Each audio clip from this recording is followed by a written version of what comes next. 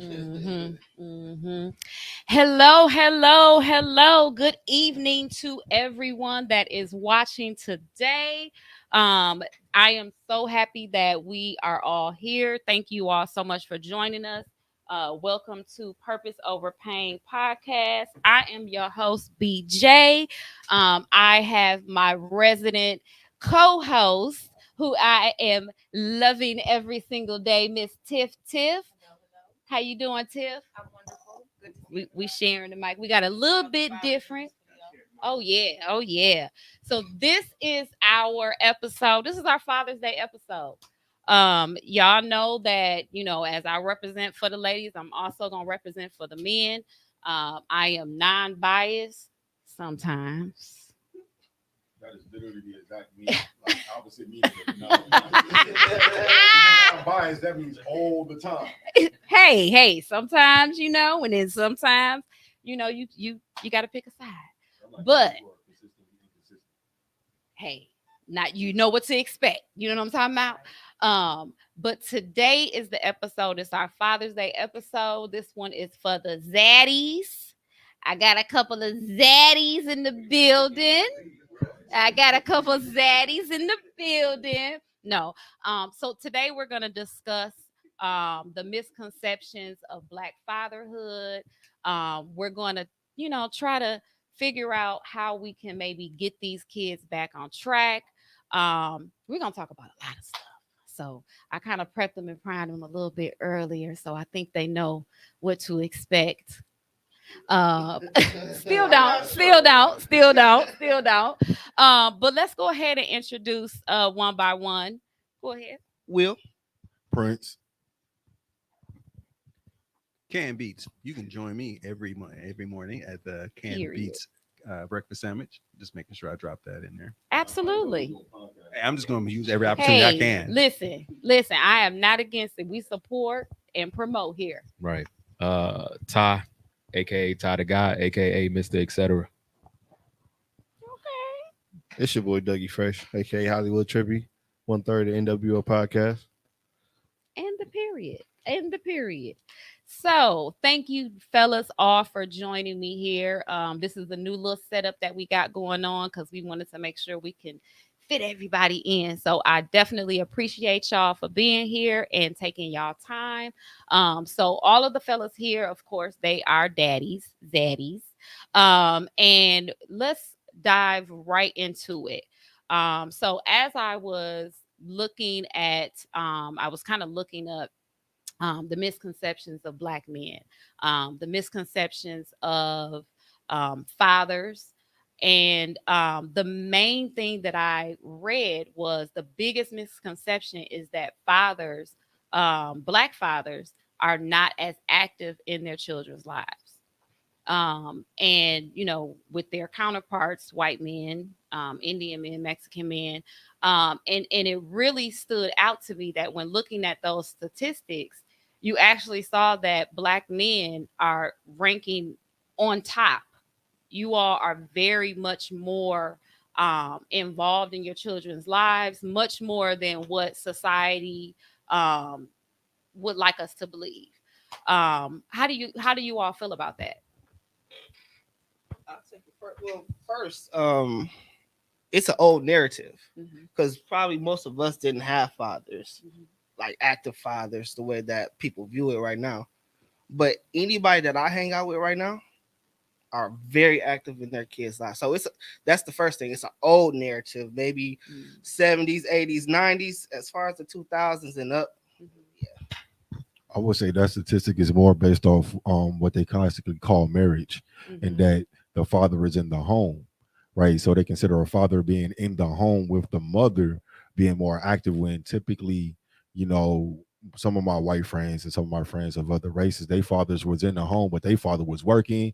Dude came home, he sat in his study or whatever he did, and they didn't even see dude. You know what I'm saying? So that statistic is all backwards. But we also got to remember, like, where the statistic is coming from. It typically comes from others or scorned mothers.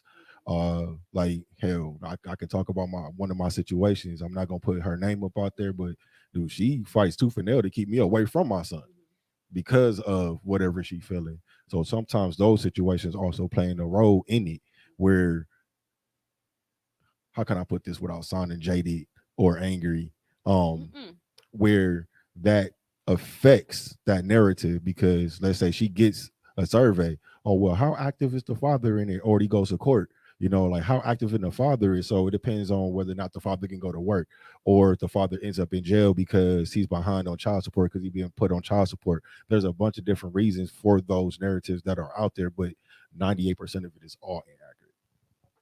Absolutely. And I definitely like how you put that it's, it can be, and we will talk about that too, that it can be controlled not only by some outside sources, but it can be controlled by the very people that we have right in our circle, our children's mothers. Go ahead. You wanted to say something?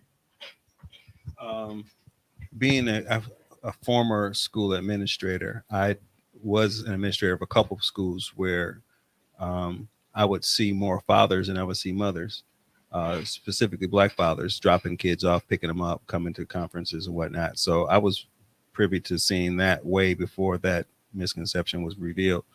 Um, and still trying to figure out where the criteria is for involved. Like, what does that actually mean? And what is, that's very kind of convoluted to a certain extent. Mhm. Like, um, I've been a part of a few different dynamics as far as, growing up in my, with, you said not having a father. I had variations of such with stepfathers and uncles and all that. I mean, involvement is involvement with black men, and I think we Right. should value it all. Mhm. I believe that it's mainly stemming from an agenda base. Is that oftentimes we kind of conform to what the narrative already is. Mhm. So men look at it like, well, they already believe the fathers ain't around anyway, so they kind of conform and adjust to that type of saying. For instance, we look at prison, right? They were promoted there's more black men in prison than there are in college, and that's a false narrative. Right. But they push the prison base. So when they growing up and they seeing what they see in the neighborhoods, they kind of conform and become a product of that environment because they believe that this is their end game. You know what I'm saying? So I believe that it's our job as African Americans to take over the media. Now that we have social media, we become the media. If you promote more, when you speak about more positivity, you walk in that, and you can actually push the positive agenda. It kind of dims the light on what the negative narrative is, and nobody else can say, you know what I'm saying, what's going on with us. And I believe I said it on the past podcast that it stemmed back from the whole narrative back then when they used to say that the black women were abused in their homes, and that was not the case. That was a false narrative. The white women were abused in their homes. They did not have the voice. They couldn't speak up when they knew their husbands was sleeping with those black women, creating the mixed babies and stuff. They had no power, so they went out and did the individual woman's right type of thing that pulled the black woman out of the home and made it more of a personal agenda than a family agenda. I remember having this debate with a woman before, and I said, if you look at the man who was already in position, his goal was fighting for the family. That involved the woman, which was the wife, and the children, girl and boy. When the woman went out with her agenda, it was just for women. It had nothing to do with the family base. So the white women came, spit what they spit into the black woman's ear. They took the agenda and brought it back home, and that drove men outside of the home because men don't fight for a position that we was made for. So I just I'm just thinking, you thinking that the agenda, how can that even be mathematically possible, being that we're the minority in the nation? Like, They try to say per capita. we're the majority in every statistic, but we're the minority in the population. Yeah, they use that word per capita to make it seem worse than what it is. And then to piggyback off what you were saying, the women's movement right didn't remove the woman from the home; it ejected the father from the home, right? And then what happened is black men who were husbands were no longer husbands, right? The woman's husband became the government, right? Because if the government can replace the man's income with welfare, you know what I'm saying, the man's income that paid for the rent or bought the house with public housing, right? Now that's that, right? But to get that though, right? But to get that was the biggest thing. The man couldn't be there. oh no, you can't have no. If I'm gonna do this, you can't have no man here. So that's that like let's kind of nail that right, where it was, because and then going back to what you're saying, the women's right movement had nothing to do with black women, and black women were bamboozled, and I'm gonna say that, and I'm gonna stand on it. Y'all were bamboozled into fighting a white woman's fight that had nothing, because black men, like, what was we lording over? We was in the same exact position as you. What was we lording over? You know what I'm saying? So they just want to be paid as much as the white man. That's it. But they went like, y'all don't need a man. They still wanted their man. They told y'all didn't need no man. And then that stuck, and it just rolled over, snowballed is the best way to put it. Well, I like what they said about the narrative. Well, they were saying how the old narrative was that, black fathers are not in the home, but with social media, and, we talk about how social media sometimes has a negative, light on different things. But with black fathers, I have noticed an uptick in the positivity where, you guys are, broadcasted positively, on social media. And I do see, and you don't want to call it trendy, but it's good that it's becoming more popular, I guess, to see more black fathers are in the home. And I guess with social media, you are able to see, okay, well, black fathers, there are single fathers, there are different types of homes, so I will say that that's been on the rise. And it's beautiful to see, though, right? Because It is. black men generally don't get celebrated in that light. Right. So to be able to see that and get celebrated as being a black father, as being an active parent, just being around, or being involved in the everyday life, to be able to get celebrated for that is it's a great feeling to see that. Absolutely. And like you hear things all the time, and I see it a lot. I'm not gonna give nobody no applause for doing something that they already should be doing. And I think, for me, I think that is really the most damaging thing, because of course so they gonna call me a pick me. I really don't give a damn. But I feel like, as black men, you all have so much against you already. And I think that, so when it even comes down to the I guess you can say, maybe the easiest thing, or the thing that we feel that you should already be doing, why not celebrate you all? Why not say, in the world that's telling us that I'm not supposed to be, having a active relationship with my kid, I'm supposed to be out doing this, that, and the third, without being with my kid. That's hard. That's hard on y'all mentally, all of that. So I absolutely get it. And like some of the comments said, definitely we want to try to change the narrative. A lot of things that we talk about on this show, we talk about it in fun, laughing, joking, but really, honestly, I really want to change the narrative that we ourselves have of our own people. We cause a lot of destruction to ourselves just by the way that we think about ourselves. Go ahead. Yeah. So one of the things is, like, I'm sitting up here thinking while everyone's talking. The saddest part about this whole thing is that we have to put the label black father on it so that we can even get noticed. Yeah. That in itself, like, the day should and will come when we just noticed as fathers, where you don't have to be like, oh yeah, black father, it is black father. But we need that, because that's to combat the narrative that's already out there. So I'm not saying stop. You know what I'm saying? We got to go harder, because it's dope when, you know, black women celebrate black men, and black women show love to black men as fathers. We love y'all. You know, They like y'all to believe that we don't, but we love y'all. I would just hear just to, just with when Sherman Phoenix had their Father's Day event, and it was beautiful. Like, it felt special. You know what I'm saying? Like, to have people lay out all the, nice looking stuff. They had cookies, black men with different hues and different hairstyles. It was dope. I was like, this is cool. How many years have they had this? I was like, didn't even know. But that in itself feels good. Like, we shouldn't have to put black father in front of stuff, but through the narratives that's been out there, whether it's in America, like Latin America, whatever it be, the black man has been attacked a lot.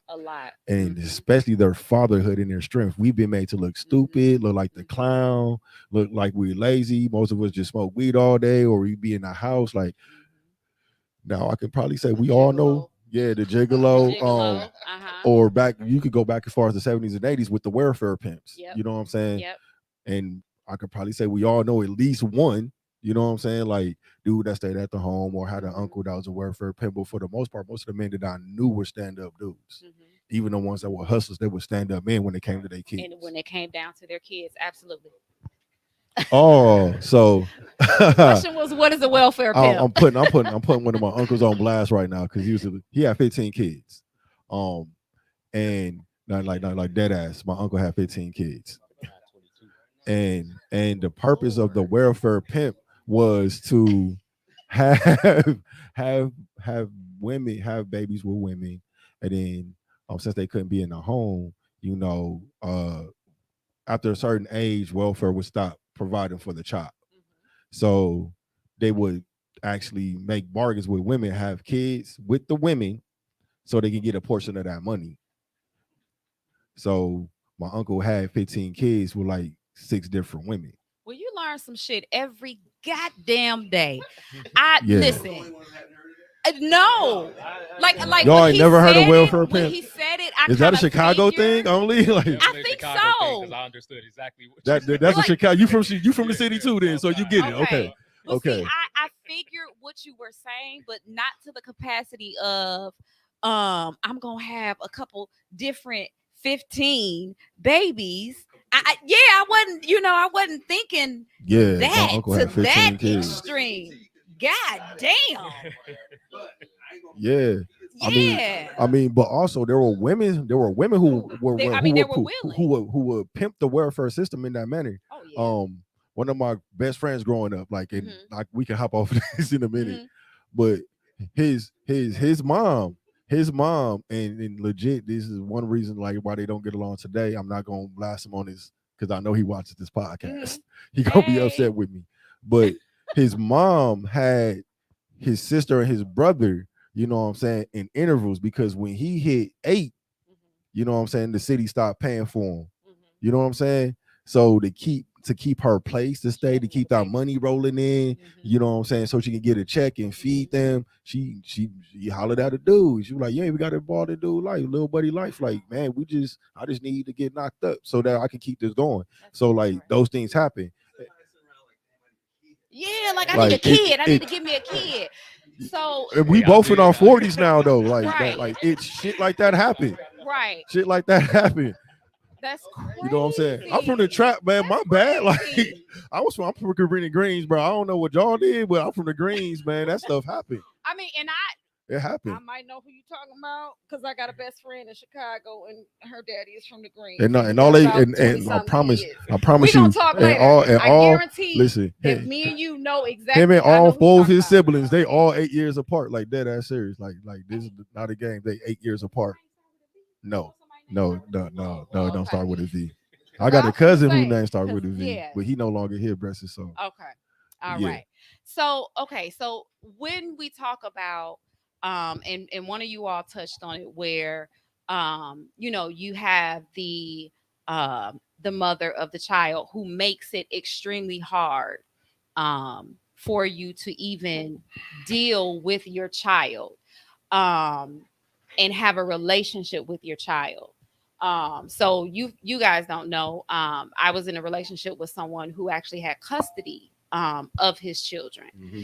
and so just seeing how that process kind of played out. Mm-hmm. It was always interesting to me because for me, I could never understand allowing my children's having to actually lose custody and give up my children, I should say that, because I did one of my children, I let him go and live with his dad.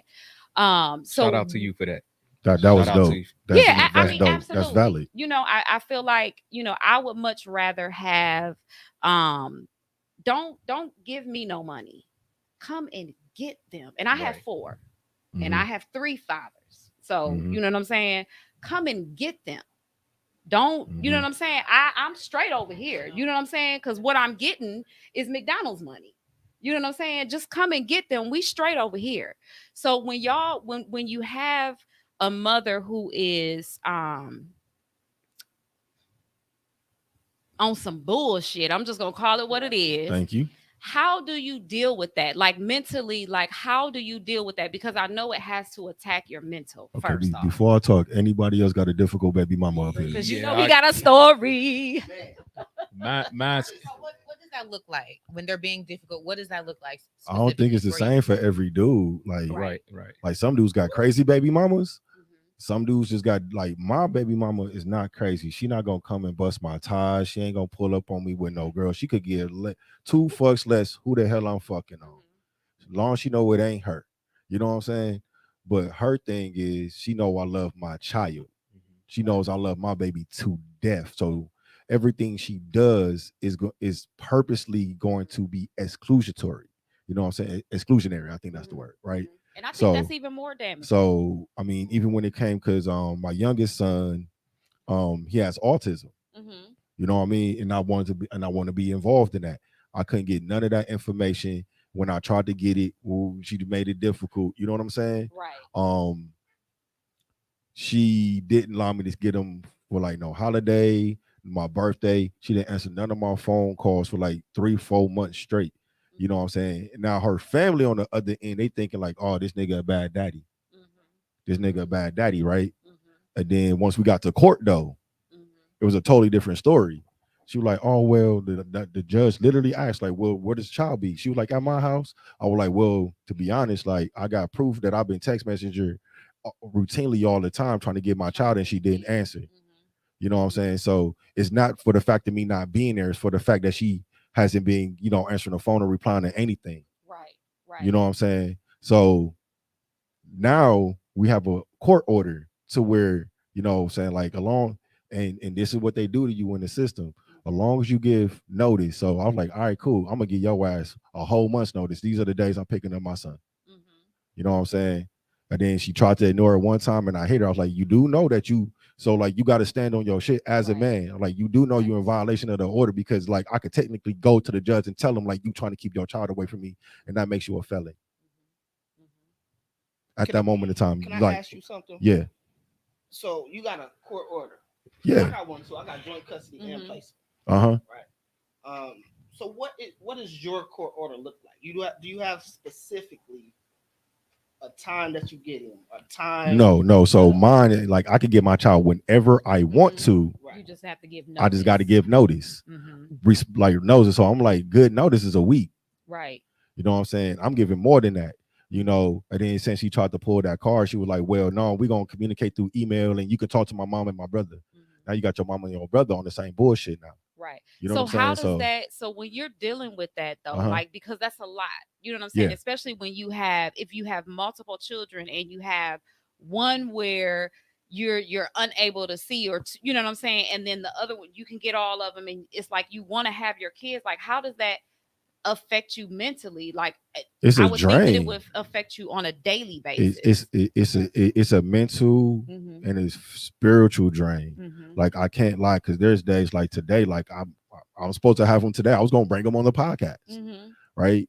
You know what I'm saying? Because it was like Father's Day podcast. I Yeah. could bring my baby. You know what I'm saying? We talk, and it's gonna be it'll be a whole dope situation. I'm supposed to get them Mhm. on the weekends anyways, right? Mhm. Y'all see my baby anywhere, Right. right? Right. You know Right. what I'm saying? So just like I said, I sent that message just so you understand, to her mama, and her brother, just so you understand. Like I've been trying to reach out to y'all to get Max. Mhm. And I'm gonna take non answer or no reply as that you're trying to keep them away from me. Right. Right. You know what I'm saying? So Mhm. I'm in the process of lowering up right now. Yeah. Because at the end of the day, I'm not gonna play with you about my kid. Right. I don't know. I don't understand like what y'all do, but I Mhm. don't. You know what I'm saying? I Mhm. don't roll like that. Like I'm Mhm. a whole papa bear, and I Right. don't fuck around when it comes to my babies. Right. And I think that's very commendable because that additional step is something that a lot of fathers um they overlook or they either don't know how far they can go, like hey, you have rights as well, you are able to fight for your child, like that's your seed, like you did that, you know what I'm saying, like you want to be in your child's life, so you have to go the additional step, and it's a sad commentary it always will be. But I think it's something, unfortunately, that it's a commentary that won't end, I don't think. Because I think that there's still people or still men who they get to a point and they're just like, I'm tired. You get broken. Yeah, that's right, right. So the light at the end of the tunnel is Mhm. I'm father of 3, damn near grown, 2 grown, 1 close. Woo, we love to go close So- to grounds. But 26, 20, 16. So 16 should be 17 this year. Hmm. They, at this point, because of the relationship that has been built over the years, they choose to come and see and be with me. So Right. they make that decision. So you don't have to worry about court orders. So there's a light at the end of the tunnel. With after all the courts and all the third parties are involved, you don't have to. Yeah, You have that relationship with them. They, Absolutely. it's what it is. It's different for me because, like I said, I got joint custody. By the way, paperwork. hmm Paperwork. And Absolutely. The reason why I asked you, do you have specific times and dates? My court order says 1 week on, 1 week off, with the exchange date being Saturday at 5 p.m. So it's a specific time. hmm Mine it only has one specific clause that if the person goes beyond I think 16 hours, hmm then they're in violation and they're committing a felony at that moment in time. Right. It's kidnapping if you go Mhm. over 16 hours beyond the return time. You know, Okay. And how long Yeah. have you been on that same court order? 2 months now. 2 months. I've had my court order for about 10 years. Okay. Mhm. Right. And everything, Put your mic up to your mic.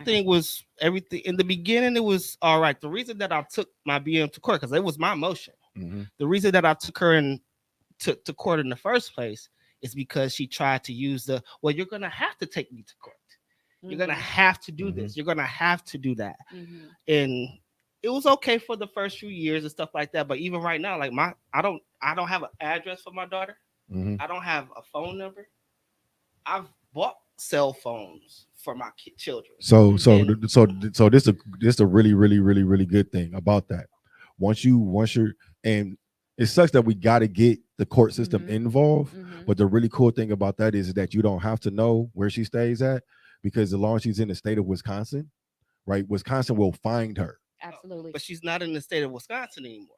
Oh, she see what I'm so saying? she Like- left with your child, then it's kidnapping. Yeah, At that moment in exactly. time. It's So and this is the thing that I think that it's good to it is good to discuss. Mhm. Because I think that for you, your situation is a little bit different because now we're talking about So, different states. I'm So gonna it's give him some game handled. real quick. So hold on one second, because it's handled a little bit differently. But I think that you still have to make sure that maybe look into the information on whatever state she's in, Right. to see Mhm. how that we got works our out. process. Go ahead. I mean, we got our process. Yeah. Mhm.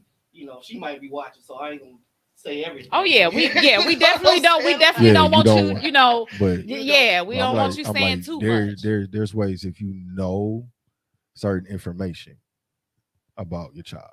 Mhm. Certain information just can't be changed. Right. So if you know certain information, there's ways you can find your child. Mhm. If you know what state your child is in, then the process will be to go to that system and work it out in that manner, in which, like, now the mother of the child has become a kidnapper, Right. and that does not bode well for her in the long run, because you're not supposed to do that. You're technically not supposed to even leave the state Right. with the child. Right. Yeah. So without we the other so we parent gonna knowing. let y'all talk about that a little bit after, Yeah. because we don't want to get too deep into all of that logistic stuff. But definitely both of you all, I definitely hope that you get this situation worked out with your kids. I will never say that it's okay to keep your kid away from their father. Of course, unless there is, the child is in danger. Did you have something to say? Yeah, my situation was kind of different because it kind of came through a divorce. Mhm. So we having to dilly up everything, but this is where the time where the bitterness kind of really set in. The last conversation me and her had before I actually physically left the home was me having to call her to tell her I wasn't coming back because of the fact of the risk that Mhm. could happen, and my kids, see everything. So I had to do that over the phone. But the last word she said to me is that it's cool because I'm gonna make you hurt the way I'm hurting right now. You know what I'm saying? So she knows, like how you said, my kids is my world. That's it. That's all. I don't care about nothing else but them. So um eventually, like during the divorce, she's pushing every other weekend. I'm already looking like, of course, the aggressive and everything. So what I did was put her to the side. I said, okay, wherever you want, I cut her a nice check. Because they was trying to give her half, but I cut her a nice check. Told her, look, you know what I'm saying, what do you want? Whatever you want, I'm agree to, because how I seen it was like, yeah, you emotional right now, but been together over 10 years. You know what I'm saying? You've seen me raise my kids, put more time in, all that. So it was without questioning what type of father that I was. Right. So I didn't think that you would take it anywhere, you know what I'm saying, extra, but it literally, they ruled for every other weekend, which was a problem for me. You know what I'm saying? Because technically that's about 6 days out of a month. That's a problem to come from every day to every day. So the back end of that, how you spoke about it, the challenges that come mentally and spiritually.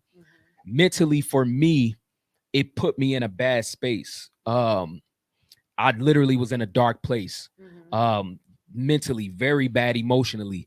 And it literally took God to pull me and get me to trust him, that he was going to step in and do what he have to do. I'm a godly man. So me crying out to him, put it to a place to where he gave me a plan. Right.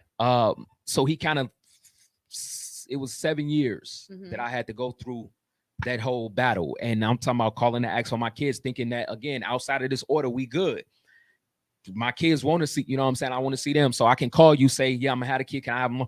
Oh, they busy. Oh, they sick. Or, you know, they got this going on. You know what I'm saying? Like the picture is being painted like I'm not there. You know what I'm saying? But I'm putting in the efforts, and I can only do so much because the courts have already judged based on the divorce. And I think, So real quick, I'm sorry. I think that that's also something that's very damaging. I just thought about that while you were talking, that a lot of times I know that as women, we can go out and we can say, oh, my baby daddy, he a bad baby daddy. He don't do nothing. He don't do what he's supposed to do. And that's okay. That's acceptable. But then when it comes down to a man speaking out and saying, my baby mama ain't shit, or, you know, whatever, it's like, I've seen it where men are verbally attacked. Men are literally attacked. But then when you think about it and you're like, no, well, no, I don't care what type of, you know, mother that she may be. I think that if she's keeping her child away from their father, I'm not gonna go as far, oh, you ain't shit. But there, we know that there are some ain't shit baby mamas. I mean, that Mother, goes, children of mothers, but however y'all want to say that it. that goes to that narrative that women are allowed to feel what they feel and act how they act because they feel that way. That's lack of accountability. Ooh, that's a whole nother show. That's no, but it fits within, it fits That's a in with the whole narrative nother of what we're show. talking about. Because if you're allowed to act and say and do what you want to do because you feel that way, not, it don't got to be accurate. It don't got to be based in fact. It's based in feeling and based in emotion. And then so when a man says something, no, you're not supposed to act off emotion. You're not supposed to have emotion. You're not supposed to feel that way. So I'm not supposed to love my kids. I'm not supposed to be hurting that I can't see my baby right now. You know what I'm saying? And I want to add to this part because it was a turnaround during this transition. So in 2020, me being at a bad space, dating for the off myself, like it was that bad. I remember God telling me, he said, give me one more chance. I went in, cried out to him. He said, I'm going to heal the land in that area. He said, I just need you to trust me. 2 years after that, this year, actually, I have the custody of her. You know what I'm saying? And that's what's up. Much better situation to where we can conversate now. It put the mom in a space to where she has to be accountable because my daughter now have seen who's the problem was. My daughter's 13 years old, always been advanced for her age. So she caught on the behavior to where it affect her now and how she moved to where she just had to get from under the roof. And now, you know what I'm saying, she's in a more stable environment, in a better situation, and it's looking like, again, it's going to be a primary permanent thing. So and that's wonderful. And that's Congratulations one to you, thing man. that I Yeah, always appreciate that. say. And I've always said that when children grow up, as they grow up, the mamas, if you have an ain't shit daddy, you don't have to do nothing.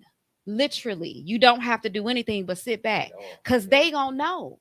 The children will know, my daddy fucked up. With my, with my kids' fathers, I listen, I don't say not a negative thing. As a matter of fact, my daughter just posted something which she thought it was funny. I thought it was funny in regards to Father's Day, but I told her to take it down. And I told her to take it down because I don't want your dad to look at that and to say, oh, well, you know what I'm saying? That's how you feel. I've had conversations with their dad in regards to the way that he communicates and deals with my children. My thing is, he said to me, and I don't give a damn. Um, um, he said to me, well, if they ain't calling me, I ain't calling them. They're children.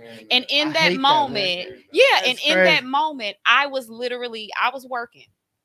I work from home. But in that moment, I had to take a step away from my desk. And I have not raised my voice at that man in years. Okay.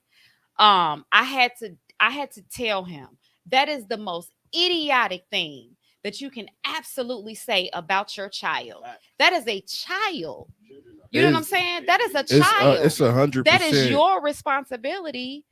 As the father, you're a protector, provider, all of that good stuff. I don't give a damn if this boy calls you and only calls you in regards to, can I get $15? You do not live in the same state as him.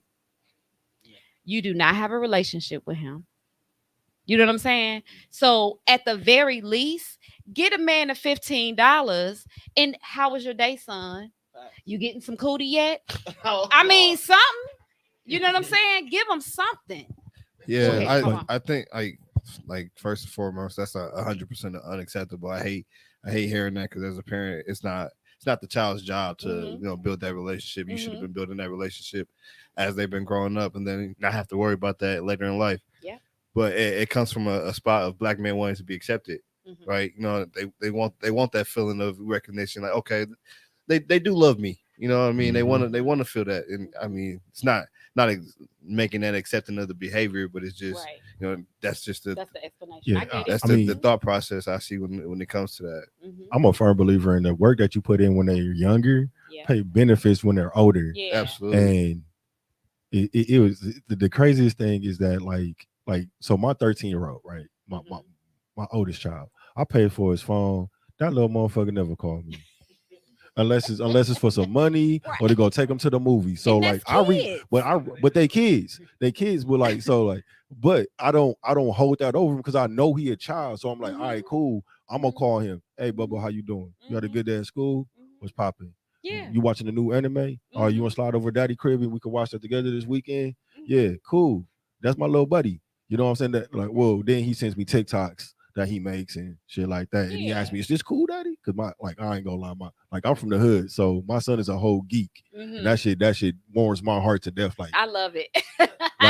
Oh, you ain't out there at 13 busting heads and like Right. whipping? Like, yes, Right. yes. Right. You know what I'm saying? Like, cause Mhm. like I grew up on 21st and Concordia, not that far from here. Mhm. If anyone grew up over there, like at 13, you was busting heads and selling dope. If you Right. wasn't doing that, you was getting your head bust. Right. You know what I'm saying? So to see the contrast in that, like that's why I don't that Yeah. when you told me that I don't know your child's father, but that shit is that I I mean, see I can't even talk straight. That's how upset I am. Bro. yeah, and it messed me up. It messed me up because when he said that to me, he said, you do this, you get mad like every 5 years. I said, nigga, you mad at me cussing you out every 5 years? It's men that's dealing with worse. And all that I'm cussing you out about is to have a relationship. I'm not asking you for no money. I'm not asking you, like, you know what I'm saying? If the kids come to me, if I don't have it, I tell the kids, ask your daddy. If I don't have it, ask them. I got y'all first, but ask them. You know what I'm saying? And then I get a text message. Oh, they asking me for money. My nigga, I They have actually should four have a whole of them. account set up or something, a card or You something to where know, you know. yeah, but it's like, I don't. I don't do a lot of complaining. I don't, I will never, and this on this platform is probably the only time that anyone will hear me verbally talk about the relationship between them. Because I really put it out my head. And I have a mixture. Like I said, I have three. So I have a mixture. Right. I have, a wonderful, so I understand all aspects from all sides. I will say, like with my stepson, I do promote for him to like call his other people though. Mm-hmm. Like Mm-hmm. call your granny, check up on her. Have you Mhm. talked to your dad? Mhm. You know what I'm saying?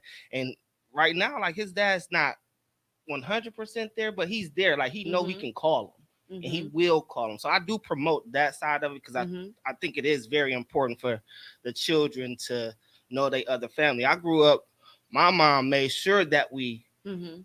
went over to like my dad people house. Mhm. She made sure, even though he wasn't around, like they love my mama like that's they real sister. Right. Mhm. You know what I'm saying? Mhm. So it is a place for that. It is healthy.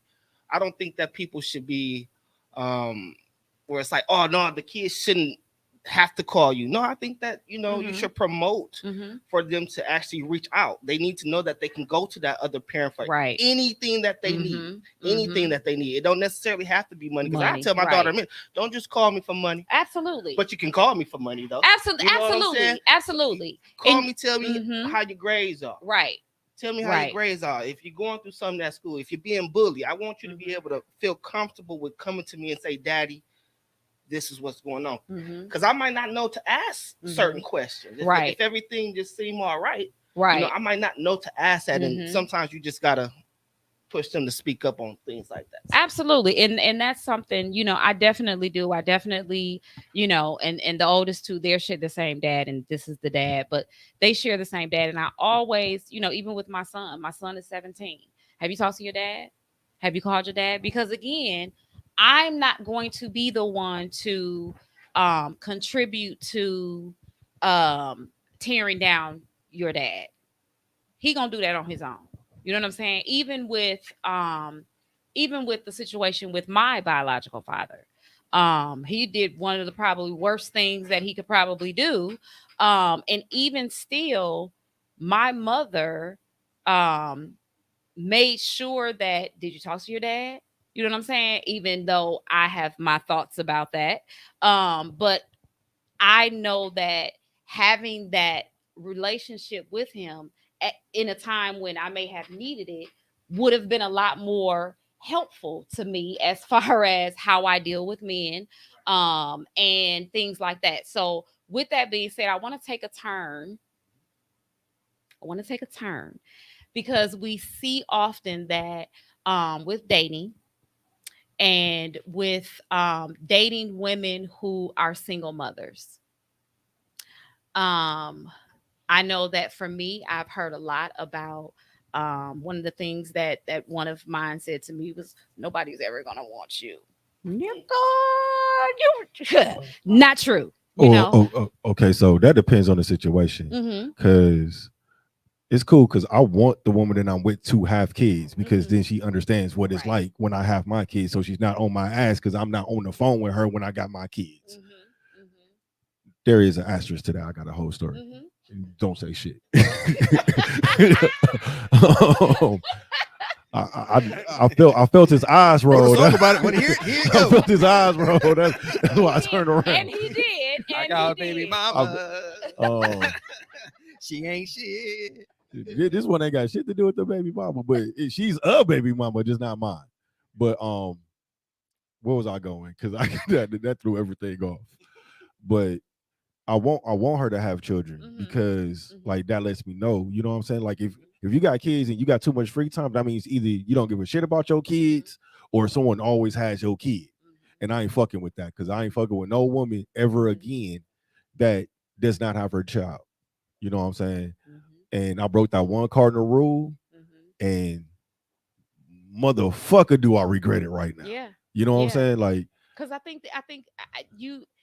I always say that if a woman actually loses custody of her child, mhm. baby, I mean, baby, what are we doing? I I don't think it's no different than a dude losing custody. Just the fact that the cards is already stacked in your favor. Well, So it It's a seems, little so bit- it it's a little seems bit is a little bit different. It's You a know little what I'm bit. It's a saying? little bit different. it is absolutely. It's a little But bit It different. is absolutely. It's you know absolutely different. that The system's already set up for the yeah, woman, that's what I'm you saying. know? It's Exactly. kind of stacked in their favor. Yeah. Right. So for them to lose it, Y- you had to drop every fucking If thing. You, you're had, you if really you're do got to. Wisconsin, Yeah, she really did have to drop the ball absolutely. all the You way. If even you're get your name right. Wisconsin, which Right. is a one or state, or or Like, at least or if you get the or name dude right, just got a dang. dope ass lawyer because my homeboy got his kids and Mhm. I wouldn't say he had a bad baby mama. Dude just he lawyered the fuck up.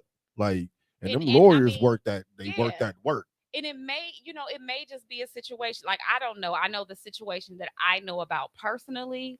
Um, sis wasn't right. Sis wasn't right. Sis was back paging it up and all that good Ooh, stuff. yeah. And Yeah. so Oh. as I can one say having that like and they good yeah, and mamas. so with looking at the way that um my boyfriend, my guy, rest in peace. But looking at the way that he handled that situation and it was his daughters. Mhm. And how he got them like literally like I was just like, oh, okay. You got custody of your daughters, and he was raising them. But like I said, like as far as like do any of you have Wait, hold on. I got your Huh? panties wet. that got your Hey, panties good fatherhood. Hold on, would where do the that. camera at? Where the camera at? Hey, being a good daddy. Sometimes Sometimes you just got to be a good You know, daddy. Get sidebar you. though. That's it. Sidebar. Nigga. Fathers. You heard it right here. Father- Take care of fathers your are kids. sexy, No, and no. Take fathers care of of them daughters. kids. There's like it's something extra. It's a sensitivity, and it's sexy. It Okay, so I'm definitely gonna is. add a little sexiness to this right now because I gotta go because I do have my daughter this week. So Okay. Ooh. All right. All Okay, right. go be sexy. let me walk up out of here sexily. Mic drop. but no, there is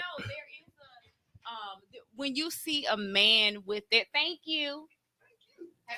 Happy Father's Day. Um, Father's Day. but when you see a man interact with their daughter, it definitely gives a different type of vibe.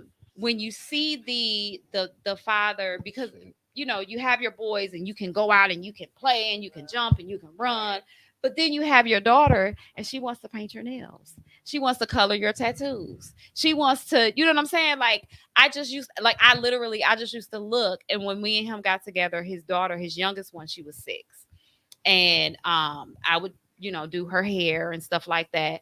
And then I would just watch him as because he was a little, he was a little harsh. But when it came down to her, baby Mila, baby, it was literally, it was a puddle. He just melted. And that was so, I was just like, wow. See, that's the exact reason why I Amazing. pray to God not to have a daughter. Huh? What'd you No, say? no, I said that's the exact reason why I prayed to God not to have a daughter. Not so that I couldn't be soft. I just didn't want another human being having me that wrapped up. You know what I'm saying? Like, cause I saw my cousins. I saw my I love cousins who it. got daughters with Yeah, their love daughters, it. Mhm. and it was dope. It was Mhm. dope. But at that moment in time, I was just like, ain't no way. God said, God, I ain't built for it. I ain't built for it. I ain't built for it. So let me ask you a question, Uh-huh. because you say you're not built for it, and this is a question that we've all heard. So would you want your daughter to date you? Would I want my daughter to date me? You. A guy like me? Mm-hmm. The current me or the old me? Like you gotta be more specific because I would say we do need to be like specific. so if you Because, talk about the yeah. me prior to my last relationship, damn straight. Okay. Yes. The me now, hell no. I Stay the love your far honesty. stay far fucking away because the me now, unsure. Mm-hmm. I don't trust women's reasons for wanting to be with me and or talk to me. Like I just don't. That's Um deep. I'm gonna have to have you on another show. Um, you got a lot. I got a lot going on where Mhm. I'm trying to still settle myself after 2 years out of a relationship Mhm. and rebuild my confidence and shit like that. So, you know, nah, cause the me now ain't ready for that all that shit. You know what I'm saying? I Like love the the honesty. old me, hell yeah, like if you called me 3 years ago, 4 years ago, I'd be like, damn straight, hell yeah, get you a me all day. And I would say the complete opposite. But even yet and still, you said that you have a lot of circumstances or whatever going on. But even in that, the essence of who you are and your character should still be either a No, good no, person or I'm a a good whatever. person. I'm a good person, but I, I'm harder. I'm harder on women and their reasonings for wanting to be with me than I used to be. You know what I'm saying? Before, like I was way more open. Now I'm way more closed off. Have you thought about why that is? Is it Oh based no, on the no, I know certain exactly why it is. You know what I'm saying? Like I don't want to go too deep in the inner workings of right? my last relationship, but it's a couple with that, couple with, you know what I'm saying, when I did put myself back into the dating pool, right? Women didn't understand, like, yo, I'm not gonna talk to you when I have my children. Like that, like I'm not. If you don't understand, like all those days I got my kids, that's our time. You can't interfere with that. And if you can't understand that, then I can't fuck with you. You know what I'm saying? So a lot of time I run into that, or I run into women now who want, how can I put this without making women sound like, okay, they typically, women are more interested in smashing than growing together. That's what I've been running into a lot lately. Which I mean, for some dudes that might be okay. For me, it's not.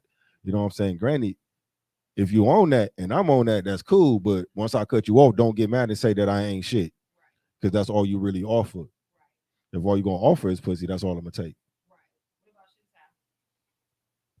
I definitely want my daughter to date a man like me. In my past, of course not, but with where I've been in the work that I put in for the past 10 years, yes, most definitely. Which is why I believe that God opened up that door to where it is now. I believe during that 5 year gap after the divorce, no way. Which is why He didn't do it right away, but He allowed me that space to actually grow, to actually mature in a lot. So it changed. So I would definitely, definitely would want her to date a man like me or better. I mean, for me, I guess is whether I want her to date a man like me or not. And at the end of the day, she's probably gonna pick somebody with my qualities because I'm who she see every day. Like I'm her example of a man already. So no matter how that lay out, good or bad, the guy's gonna have my qualities because that's who she see every single day. Right. True. The love that I give her mom, that's what she see. That's what she's gonna use as an example. So But like I get that. As the type of man that you are though, I know that we all have an idea of who we want our children to be, to end up with, or what type of person. So is that something that you would, the person that you are, would you like for your child, to your daughter, to be with somebody like you? I mean, absolutely, because I think I'm the best person in the world. I mean, and period. And period. I mean, I got my flaws and everything, but Mhm. me as as a man and who I am, and you know, the things that the goals that I have, absolutely, I would want my daughter to find somebody with the same type of ambition to want to grow and Right. be better every day. Mhm. So absolutely. What about you?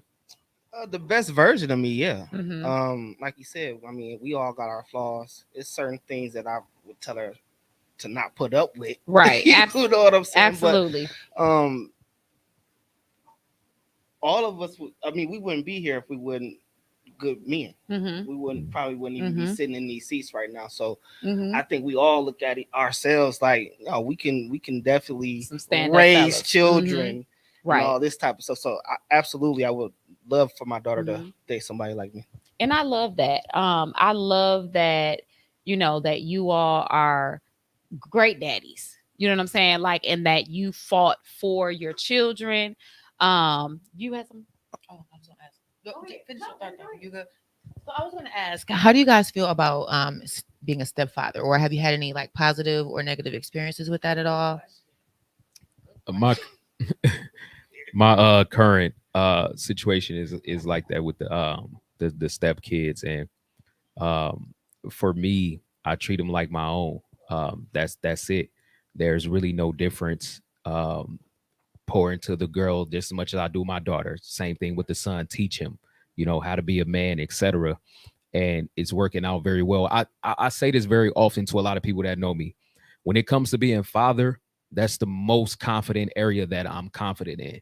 As far as me being a man, I'm still growing in that area. As far as me being a husband, being a husband before, I know what I'm supposed to be, what I'm saying, the second time around. But when it comes to a father, there ain't no question and no doubt for me. Like that's my position. Like that's what I'm made for. And the people around me can actually contest to that as well. So definitely. No, I mean, I'm cool with being a stepdaddy.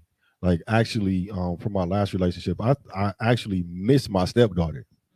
You know what I'm saying? But I can't be in her life. She got a whole nother father. You know what I'm saying? Her mama don't want me there, so I can't be there.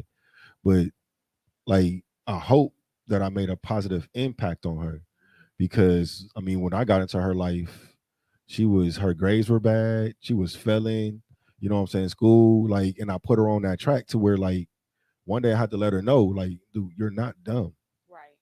I said, I see you. You're not dumb. I said, to be honest, the kids in the school, they talking all crazy about your grades and stuff, but really you passed every test you took. The Right. only reason why you getting bad grades is because you're not turning in your homework. I said, I'm gonna ride you until you turn your homework in. I said, but also at the same time, when those grades go well, me and you finna have a ball, we finna celebrate. We're gonna celebrate because I know you can do it. And the moment she came home, she went from a 1.8 to a 3.8 in one semester. That's what's up. In one Hey, semester. And I that's was what's up. never, I was so proud. She was like, but you don't do Xavier like that. I was like, no, I'm actually harder on him. Mm-hmm. I said with you, like, no, like I'll give you a punishment and you own it for 5 hours. I'll give him a punishment. He owned the entire punishment for the entire time. Right. I said, you got an advantage over my son that he doesn't have. And she said, what is that? I said, you get me every day. He don't. Yeah. Yeah. I'm here every day. I get to see you when you leave for school. I get Mm-hmm. to see you when you come in. I get to help you with your homework. I don't get to do that with him all the time. You know what I'm saying? Like I got to go get him to go do that. You right here with me. It's a So big difference. so with that, and I'm glad you asked that question, because we look at a lot of the kids that are not ours. As a mother, there's a lot of things that I see that I want to do with children. Whether it comes down to me offering some type of cooking classes or etiquette class or something like that, which I've always wanted to do. However, as men, and fathers, what are your thoughts about seeing, like, when you see these boys out here terrorizing? Like, what are your thoughts about, um do you ever think about how can I step in? What can I do? Yeah, so I'm gonna talk. I'm gonna pass the mic to him. I work with Andre. Do y'all know who Andre Lee Ellis is? Mm-hmm. So I work with Andre Lee Ellis. Mm-hmm. And actually he would be mad that I just said to be honest with you. I work with him at the cage, so community agriculture growing experiences, Mm-hmm. and we deal with young men that have had those issues, and the young men that we work with are awesome young men. It's not that they're bad or anything. Sometimes they just need a daddy, they need an uncle, they need Right. that father figure. And the great thing is that we get them out the system. Mm-hmm. We teach them how to, we teach them how to garden, we teach them how to farm, we teach them Oh, that's hydroponics. so dope. You know what Mm-hmm. I'm saying? And they fall in love with it. Mm-hmm. You know, Pop said one thing, and I call him Pops. I call him Dad. Like he's not my biological father, but like he's been there. Mm-hmm. And he said something. If we can keep their hands in the soil, we can keep them off the trigger of a gun. And I wholly believe that because what I'm doing right now, along with doing that, I'm developing a youth program. You know, a lot of these kids they love writing. Some of them are poets, some of them are dancers, some of them are hip hop artists. They sing, they write, they do a lot of things. So they don't have those programs available to them, right? So we create those avenues because if they got their head in a notebook and they got a pen in their hand, they don't got time They to ain't got drop a time to do stoli. nothing else. They're gonna be like, oh man, I gotta be at the studio. No, Yep. man, we got a poetry slam coming up. No, we got practice. We got this. That's going to take them out of there. We got to give them other options. So Absolutely. so when you thinking about, yeah, man, I wish I could step in. You can step in. It just depends on what you're trying to do. Mhm. You can't run up on them while they're still in the car, but you can create a program and get the information out there for them to be a part of it. Absolutely. You And know, that's something I saw uh one of my Facebook friends he posed a question, something to that, like how can we help, what can we do, and I commented and I said, the post has 100 and something comments, and they were all wonderful, they were all great, but there was literally nothing or nobody that said, I'm finna have a meeting on Wednesday at 7 o'clock at this location. This is what the plan is. Come here if you want to be a part of it. There was nothing like that. And so I believe wholeheartedly that if we, and then there were other comments that said, oh, they're already too far gone. But I believe exactly what you said. If you give them something else to do, and I think that with us, like as we grew up in school, we had all these different programs that we can get ourselves involved in. I remember when they took driver's ed out of schools. The first thing I said was, this is going to go to hell in a handbasket very, very quickly, because these kids going to be out here driving like they bat out of hell. And what happened. So it's like they took away the programs and the things that actually gauged our kids' interest. You know what I'm saying? So how could our children even, they don't have shit to do. So I feel like we have to create those type of programs in order to get them. And my daughter, she goes to Golda Meir. And she said to me, she said, man, mama, I wish they had a program that taught us how to cook. And I looked at her and I said, you know your mama cater, you know your mama cook. I'm going to look into that and see if that's something that I can get into and possibly go into the schools and do an after school program. Go ahead. I wouldn't even say don't worry about getting into the school. Start Mhm. the program first. Mhm. Go develop your 501. Go develop your 501c3. Mhm. Right. And once you get it out there, then you can go into the schools. Right. You can get to a point where you got it. You got advertising in the schools. Mhm. Post it up, and the kids can do it. Mhm. Flyers, there's flyers, things like that, so that when the parents get these things, especially if it's free to the kids, Yeah. Yeah. I mean, they do it. Now that's something. Now one, that parent that probably got to work 2 jobs over, hey, my baby over here. Mhm. You know what I'm Mhm. saying? Mhm. And for a city of this size, we need more than just one program. Absolutely. There are people that are doing it. Absolutely. But at the same time, there's not enough programs out there. You got to Mhm. think. Like there's more elementary schools than there are middle schools. There's more Mhm. middle schools than there are high schools. And there's more high schools than there are colleges, and it's designed for a reason. Because when classes are Get the small, mic.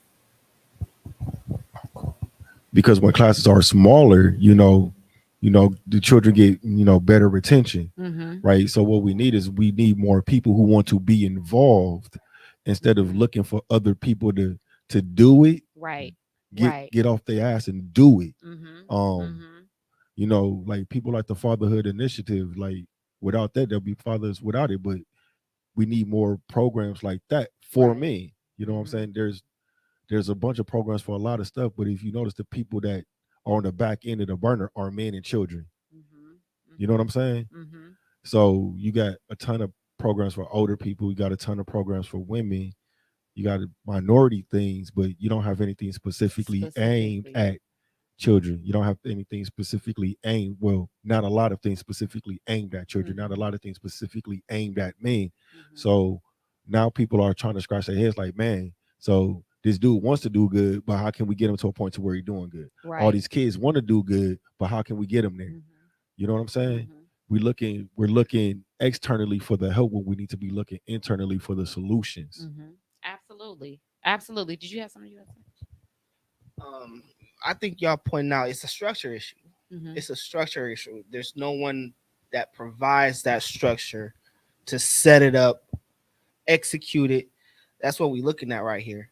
Um, and on top of that, uh, we have to reach the kids that actually find out what their interest. Like you said, your Mhm. daughter says something about cooking Mhm. specifically, Mhm. but we can go out here and ask some of these kids, and they don't know what they're interested in. Mhm. And You know what so, I'm saying? right, they don't know. I agree with that to a point. um because I believe that um they know what they like. um and a lot of times we don't give our children enough credit Okay. for what they do know. Right. Our children absolutely know what they want. I have a daughter who at 16 years old, she works in a shop, she has her own suite. She at 16 years old, she has owned two businesses. So she absolutely knows what she wants. And she started that business at 12, the first one. So she absolutely knows what she wants. At 12 years old, she said, you know what, if I make 100 lip glosses, I can get $100. And it was born. And from there it went on. So she knew at that point, she knew, I want to make some money. But then she said, you know what, I don't want to do lip glosses no more. I want to braid hair. I need to figure out how to braid hair. So she knew what she wanted. But then on the flip side, I have two boys, two teenagers. The little one, he 9, so he just all over the place. But I have two boys. And I have a 17 and I have a 15-year-old. And at this point, I'm scratching my head because I'm saying the same thing. Like, well, what the hell do you want to do? You know what I'm saying? And then it's like, yeah, I'm talking about there, those specific situations, because we got. I mean, all the kids want to make money, all of them. You know what I'm saying? It's just, they don't know how to materialize that sometimes. Absolutely. You know what I'm saying? Absolutely. I think, yeah, I think, like you said, though, a lot of those options were taken out of schools for kids Yeah. to really understand and pique their interest. So you Mhm. know, all they have now are the school books, and then after 3 o'clock, now It's they're on their own to figure out what's free going on. fall. You know, because a lot of the parents are now, you know, they got to work 2 jobs, so Mhm. they're not there when the kids get home from school. So you know, for me personally, my mom worked 2 jobs growing up. So when I got home at 3:30, call moms, let her know I'm home. Call pops, let him know I'm home. And then it's me until 5, 6 o'clock. You know what I mean? So, but fortunately, I had older sisters, and I had, you know, a village to grow up with. You don't get that no more. You know, Right. Right. kids are afraid to go outside. You can't go outside and be a kid no more. Man. I mean, also part of that too, like, because I do agree and I disagree a little bit because when you actually sit these boys down and when you get them to open up, because one of the boys that I work with, I'm not going to say his name, but he got something happened in school, you know, over a girl, some shit happened. He got shot at, he shot back. You know what I'm saying?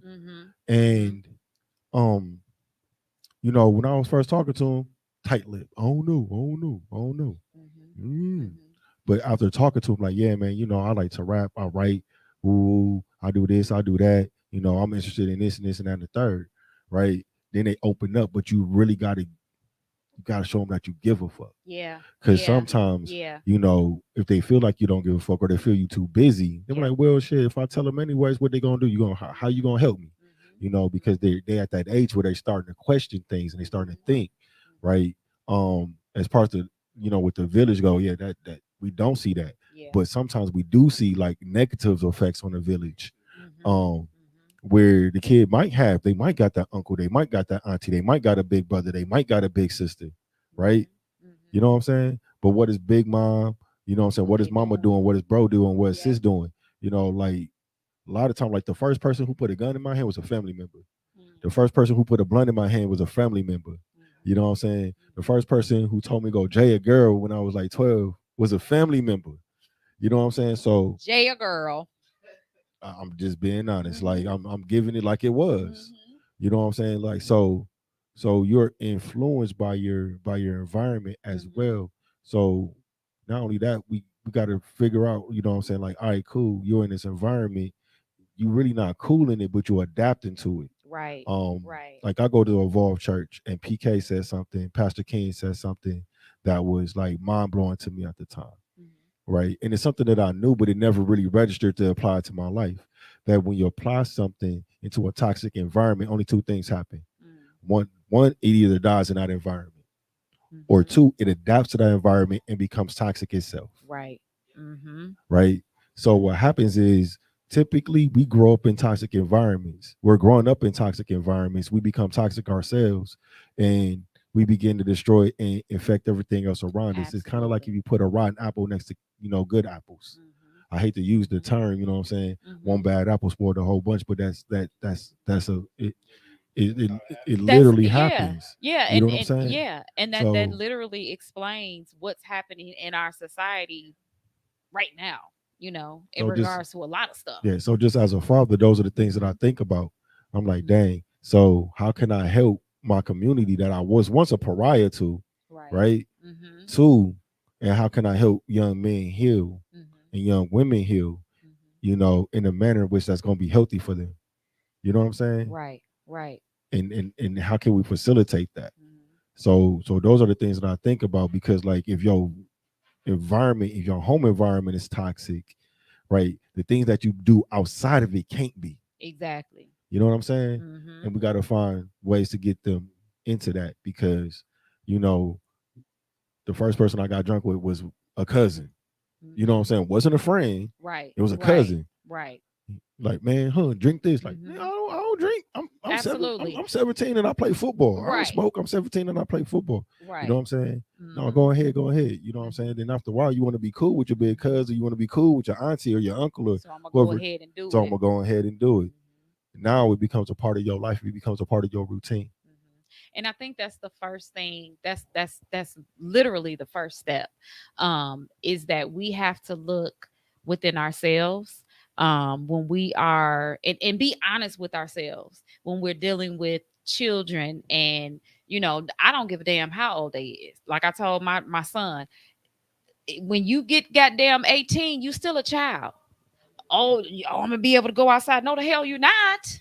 You're not going outside when you want to and stand all out, and you can't do that. I think You're not ready. that's a problem in the black community as a whole. Oh, you 18, you grown now. No. Damn. Yeah, And you like your your Yeah. brain brain not don't even develop developed Yeah. yet. until No. 25, To 26. 25 years Absolutely. old. Like, you Absolutely. still your brain is still developing all this Mhm. time, and yet Mhm. still, we are taught as a community, Mhm. at Kick them out 18, at you grown now. 18.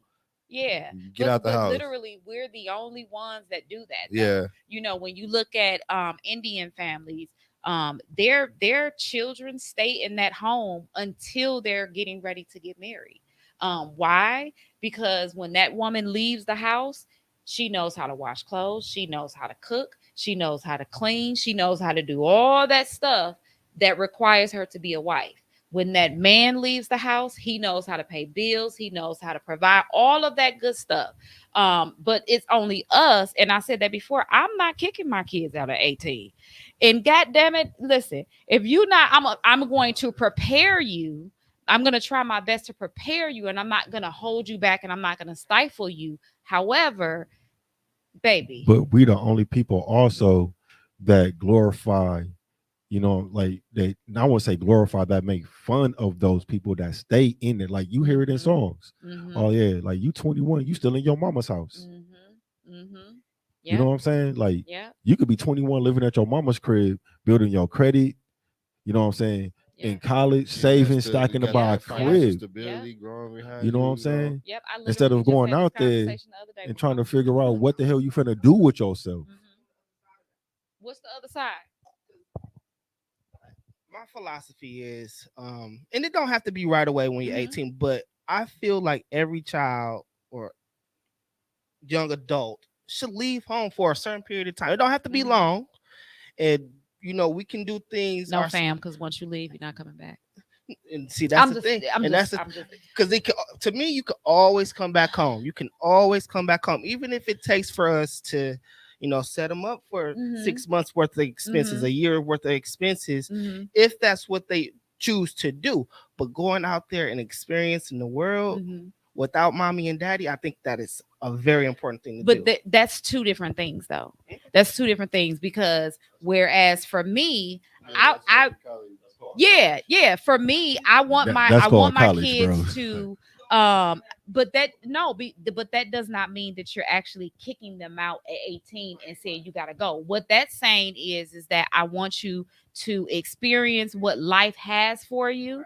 I want you to, like I told my children, if you would like to, you can stay home. But when you're staying home, if you stay home until you're 26 years old, when you leave, that means that you're ready to leave. That means that you will not be coming back here because we have prepared you to leave. So you don't have to come back. If you have to come back because I'm mama and I'm mama bear, absolutely. Come on back. However, you ain't going to keep coming back. That's not gonna happen. You know what I'm saying? So I want to make sure that my children are fully prepared. I want them to experience life. If you decide you want to go to college, go to college. College is not for everyone. Per- Personally, I don't want them to go to I, college. Go get a trade. I Do mean, that. no, you learn. So like sometimes going to college isn't really all about the education. It's One, about the experience. I wish I it's would have about went the to college. experience. Two, Mhm. it's also about networking. You Mhm. know, and then you gain Mhm. a lot of life skills. Like when you go to Mhm. college, like Yeah. like can I say did I graduate? Hell no. Mhm. Like, but yeah, I was on my Kanye West shit. But at the same time, like I made a ton of connections, Mhm. right? It also expanded my realm of understanding of people Yes. because you get to meet more than just what you grew up with. You Mhm. know what I'm saying? So you learn how to interact and move with different people. You learn how to talk to. I thought all like before I went to college, I thought all white folks was the same, like dead ass. Like I genuinely thought all white folks was the same. Mhm. Found out that they not. You know what I'm Right. saying? Like I thought all black folks was the same because of what I grew up around. I Mhm. found out that real quick that all skin folk ain't kin folk. Right. You know what I'm saying? And Right. even some people that are skin folk that might be kin folks just might not be your kin folk. Mhm. So like it teaches you how to move and operate in different situations. Mhm. You know, it also gives you some sense of regimen when you're not at home. Mhm. You know what I mean? You become more regimen because you gotta Absolutely. regulate yourself. Absolutely. You know what I'm saying? You gotta have that responsibility. So I do think that people should go to college. I don't think Mhm. that you always need to necessarily go for education. Go take the liberal Mhm. arts class and go live on campus Mhm. for a year just to see what it's like. Right. Understand what it's like to have to pay some bills on your own. Mhm. Yeah, am I gonna be? Are you gonna be paying with my money 9 times out of 10? Hell yeah, hell Right. yeah. Right. Right. But Right. But you still getting it. you know what I'm saying. Mhm. But you're understanding what that's like, Right. because I'm gonna give you X amount of money, and this is what you got to budget on. Mhm. Because if you go outside of that, nigga, you ain't getting shit. Right. Like Right. for real, like Mhm. I do that to my oldest son right now. Like, man, listen, you get an allowance, Mhm. and once you go over that or you spend that, you ain't get no more until it's time for you to get allowance again. So he done got to the point to where he 13. This dude know how to hold on his money better than I do. Listen. And Like I for love real. that. I love it. I love it when I get a text message for and say, can I give you $50 in cash and then you cash at me? Absolutely. Thank you. You know what I'm saying? We can So do that exchange. those are the things like I talk about, like setting up your child. Like so, like I'm with you on that. Mm-hmm. Like, cause if my sons want to come and live with me, I ain't cool, little buddy. You know what I'm saying? The only person in this house getting cutty in the house gonna be me, because you ain't Oh, gonna that's be. the number one rule. Nobody busting that over here but me. you Okay. can you can go somewhere else and do it, but you ain't gonna do it under my roof. Okay. You know what I'm saying? But like I do believe like you longer the leash. You know what I'm saying? Like Mm-hmm. okay, like you 22. Like I understand Mm-hmm. you want to be out with your friends. Just don't come up in here like 5 o'clock in the morning being loud. Right. And my Uh, uh, 17-year like, yeah, I'm gonna be able to. I'll be 18 next year. I can go outside all I want and I can do this and I can stay out all night. No, the hey, fuck you won't. they quickly find out it ain't shit outside for an 18-year Yeah. old. Bro. Like, fam, you don't even do anything now. Like, you be in your room. Like, I could not see you for like 2 days. It's summertime now. Like, yeah, I have to go and unlock his door with the butter knife. Like, hey, you here? Did you sneak out the window or something? Like, yeah, you ain't moving nowhere at 18. You gonna be right here. Yeah, as a parent of a 22 and 23-year-old, well, no, 21. How old are they? 21 and 22. My daughter will be 22 next month. And they are actually at that stage now, preparing to, fly away. And so it can actually be kind of scary as a parent. So I'm definitely not in a rush, to do that or whatever. But yeah, as long as you have a plan, like it's not like, hey, you have to get out at this age, just a plan. And if you feel like you are well equipped, then you go about your way, So Big firm believer in teaching your children before you put them out. absolutely. Absolutely. Absolutely. Got to teach them before they come out. So before we end, first of all, I just want to thank you guys again for coming onto the show. Like, I really appreciate it. This was an awesome conversation. I thoroughly enjoyed it. So I thank y'all so much, so much. Really quick before we end though, I would like for, like, what is the best thing about being a dad to you? If you could narrow one thing down about being the best thing about being a dad. I just like seeing them grow. Honestly, like I can look at my kids and be like, I really created this person. Just having that unconditional love, like to feel that, like that's the best portion of, because I could be so upset, come out in the world, and I come home, I look at my daughter, I'll be like, come on, Jew. Let's go watch a movie or something. So it's just, I think it's the unconditional love portion for me.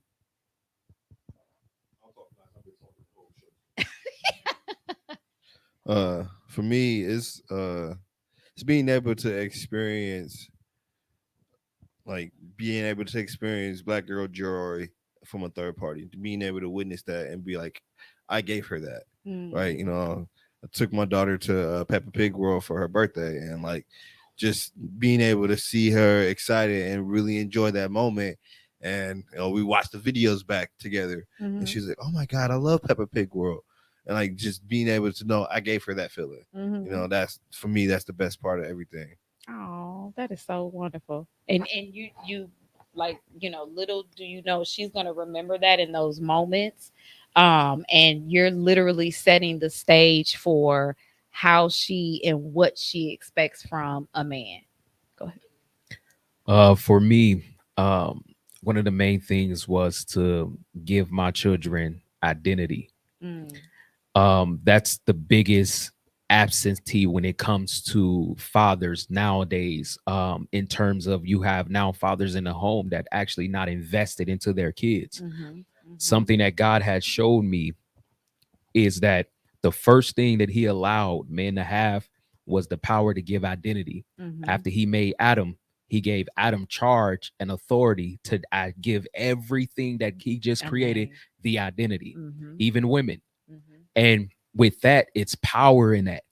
Oftentimes, like kids, they challenge with not knowing who they are.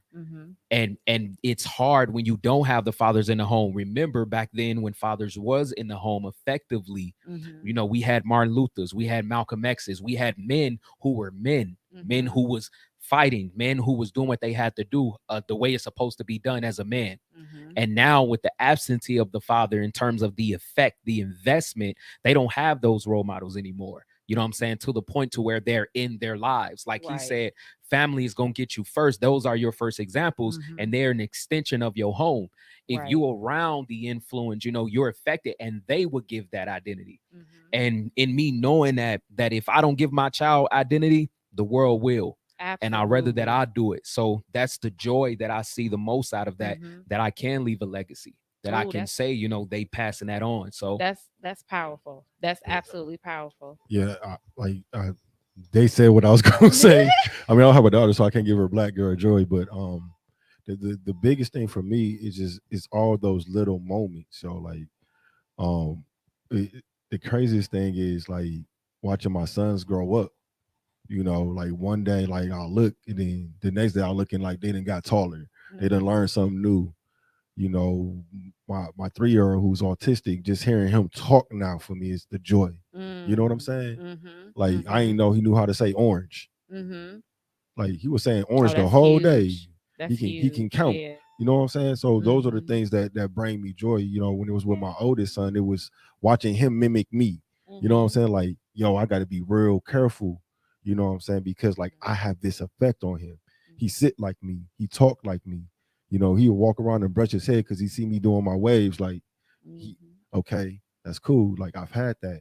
You know what I'm saying? So it's really just making sure that they there. That's what makes me happy. Just seeing them be them, right? And fostering who they are. You know what I'm saying? Like my son is a geek and I love it. I'm never gonna tell him he a nerd. Like, you the coolest dude in the world. I don't care what nobody Absolutely. say. You cool, you handsome, you look good. Like, don't make me a young granddaddy. Right. You know what I'm Right. saying? You know what I'm saying? Like, I want to be a granddaddy, just not when I'm 50. You know what I'm saying? Right. Like, Right. so those are the things that make me happy, Mm-hmm. because those times are the most precious to me. Mm-hmm. Mm-hmm. And that is that's so beautiful, and I think that um that's a good way to end it, because I think that among all of you all basically, and you nailed it on the head, Ty, when you said, you are basically giving your child the identity, like you're Mm-hmm. forming who your child is and what they think. And I think that as Black fathers, that's really not a light job. That's not something that you all should take lightly. As a mother, I can nurture, I can, I can mama my babies, I can, and all of that. But, I can even instill a little bit, into them to try to mold who they are. But especially with my boys, so I absolutely applaud you, gentlemen. Like, I love y'all. And I love what you all are doing with your children, and also, in the community, the reach that you have. Never underestimate the reach that you have with our kids, and regardless if it's somebody that's biologically, if you see, I challenge, if you see a young man out in the street, or, even a young woman, as us, as women, and we see something that we, hey, pull your pants, something like, I don't know, but something that we can start planting the seeds in these kids' heads, and saying, hey, I love you. Even if it's just that, I got you, don't worry about it.